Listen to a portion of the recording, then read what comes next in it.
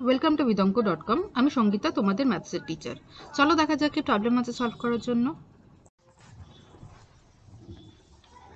এখানে নিচের তালিকাতে 64 জন ছাত্রের প্রাপ্ত নম্বরে গড় নির্ণয় করতে হবে। শ্রেণী সীমা এবং ছাত্রের সংখ্যা দেওয়া আছে। এবারে দেখো শ্রেণী সীমা যেখানে দেওয়া আছে, এখানে কিন্তু শ্রেণী সীমার প্রত্যেকটা দৈর্ঘ্য সমান নয়। প্রথমে দেখো আছে 1 to 4, তাহলে এখানে শ্রেণী দৈর্ঘ্য হচ্ছে 3, তারপর একটা শ্রেণী দৈর্ঘ্য দেখো 5 হচ্ছে, তারপর একটা 7 হচ্ছে। দেখো প্রত্যেকটা শ্রেণী দৈর্ঘ্য কিন্তু সমান নয়। তাহলে এক্ষেত্রে আমরা কিন্তু ক্রমবিচ্যুতি পদ্ধতি বা স্টেপ ডিভিশন মেথড অ্যাপ্লাই করতে পারবো না। আমরা আদার এটাকে সলভ করব প্রত্যক্ষ পদ্ধতি মানে ডাইরেক্ট পদ্ধতিতে বা অ্যাজিউমিন বা কল্পিত গড় পদ্ধতিতে। ঠিক আছে, তো আমরা এখানে কল্পিত গড় পদ্ধতিটাই অ্যাপ্লাই করছি এবং সেটা করে আমরা ওই প্রাপ্ত নম্বরের গড়টা নির্ণয় করব। ঠিক আছে, তো দেখো প্রথমে দেওয়া আছে শ্রেণী সীমা, যেগুলো দেওয়া আছে আগে লিখে নিই। প্রথমে দেওয়া আছে শ্রেণী সীমা। ওকে, আচ্ছা শ্রেণী সীমা দেওয়া আছে 1 to 4, then 4 to 9, 9 to 16, R লাস্টেরটা 16 to 17। ওকে, আচ্ছা এবারে আমরা বের করব যেটা দেওয়া আছে লিখি ছাত্র সংখ্যা। ছাত্র সংখ্যা দেওয়া আছে, ছাত্র সংখ্যা হচ্ছে বা এটা আমরা যেটাকে বলি পরিসীমা, পরিসংখ্যা। ঠিক আছে, তো এখানে দেওয়া আছে ফ্রিকোয়েন্সি 6, তারপরে 12, 26 আর 20। ওকে, আচ্ছা এরপরে আমরা বের করব শ্রেণী মধ্যক। ঠিক আছে, শ্রেণী মধ্যক বের করার জন্য কি করব, আমরা লোয়ার লিমিট আর আপার লিমিট যোগ করে 2 দিয়ে ভাগ করব।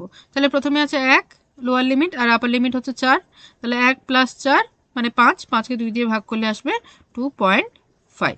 ঠিক আছে, তো এইভাবে আমরা প্রত্যেকটার শ্রেণী মধ্যক বের করব। 2.5 হলো, পরেরটা হবে দেখো 13, 13কে 2 দিয়ে ভাগ করলে হয় কত, 6.5। এরপরে আসছে 9 + 16 যদি আমরা যোগ করি হবে 25, 25কে 2 দিয়ে ভাগ করলে হবে 12.5। আচ্ছা এরপরে আছে 16 আর 17 যোগ করলে হবে 33, 33কে যদি আমরা 2 দিয়ে ভাগ করি তাহলে হবে 16.5, সরি হবে আমাদের 16.5। এরপরে আমরা একটা কল্পিত গড় বা মিন অ্যাজিউম করব। একটা কল্পিত গড় বা একটা মিন আমরা অ্যাজিউম করব, যেটা কিনা আমরা ধরবো যে আমাদের গড়টা এই রকম আসতে পারে। ঠিক আছে, একটা মিন অ্যাজিউম করে নেব এবং দেখবো আমাদের সেরকম কাছাকাছি মিন উত্তরটা আসবে। তো এখানে আমরা ধরে নিচ্ছি এইটা হচ্ছে মিন, আমাদের অ্যাজিউম মিন হচ্ছে 12.5। ঠিক আছে, এটা হলো আমাদের অ্যাজিউম মিন। ওকে, শ্রেণী মধ্যক আমরা লিখি xi দিয়ে। আচ্ছা এরপরে লিখবো আমরা বিচ্যুতি। ঠিক আছে, বিচ্যুতি বা ডেভিয়েশন ডিআই। ঠিক আছে, ডিআই কি, প্রত্যেকটা শ্রেণী মধ্যক থেকে আমরা এই অ্যাজিউম মিনটা বিয়োগ করে দেবো। তো সেটা হচ্ছে বিচ্যুতি, মানে যেটা আমরা মিনটা অ্যাজিউম করেছি, ধরে নিয়েছি, কল্পনা করেছি, সেখান থেকে এই এক্সআই এর পার্থক্যটা কত সেটা আমরা প্রত্যেকটাতে বের করব। আচ্ছা তাহলে দেখো 2.5, তারপরে আসছে 12.5, তো এটা বিয়োগ যদি করি তাহলে আসছে -10। ওকে, আচ্ছা তারপর একটা যদি বিয়োগ করি দেখো আসবে -6, 6.5 - 12.5, সো -6, তারপরে 0 আর লাস্টেরটা আসছে 4। ওকে, আচ্ছা এরপরে আমরা বের করব FI DI, তো আমরা ফ্রিকোয়েন্সির সাথে গুণ করে দেবো। তাহলে 6 আছে ফ্রিকোয়েন্সি আর এখানে DI আছে -10, তাহলে হলো এখানে -60, তারপরে হচ্ছে 12 6 72, সো -72। আচ্ছা তারপরে হবে 0 আর লাস্টে হচ্ছে 20 4 80।